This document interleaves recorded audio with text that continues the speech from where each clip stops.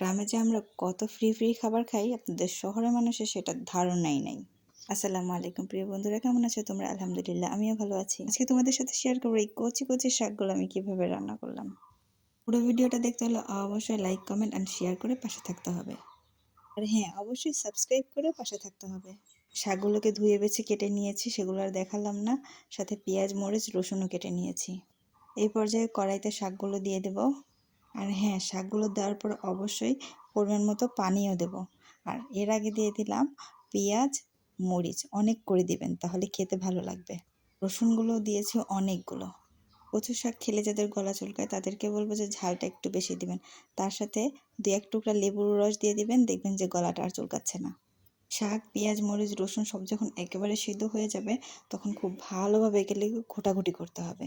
ঘোটাঘুটির জন্য কিন্তু আমি ওরংটাই ব্যবহার করি। আপনারা ঘোটার জন্য ঘুটনি বা যা থাকবে সেটা দিয়ে ভালো মতো ঘুটে নেবেন। ঘোটাঘুটির পরেও কিন্তু পানি পানি একটা ভাব থাকতে হবে। এগুলোকে বাগার দেওয়ার জন্য নামিয়ে নিয়েছি। এবার পেঁয়াজ আর রসুন দিয়ে নিয়েছি, সেগুলোকে খুব ভালোভাবে তেলে ভাজতে হবে। ভাজাভাজির সময় কিন্তু রসুনগুলোকে আমি বেশ ভালোভাবে গলিয়ে নিয়েছি, এই যে দেখেন। আর এখন দিয়ে দিলাম পাঁচফোড়ন। তেলে পাঁচফোড়ন দিলে যে স্মেলটা আসে না, সেটা অসাধারণ ভালো লাগে। পাঁচফোড়নটা দেওয়ার পরে একটু সময় অপেক্ষা করব যেন পাঁচফোড়নটা একটু ভাজা হয়। পর্যায়ে শাকগুলোকে দিয়ে দিয়েছি, দেখেন। শাকটাতে আঠালো একটা ভাব আনার জন্য অল্প পরিমাণে চালের গুঁড়ো দিয়ে দিব।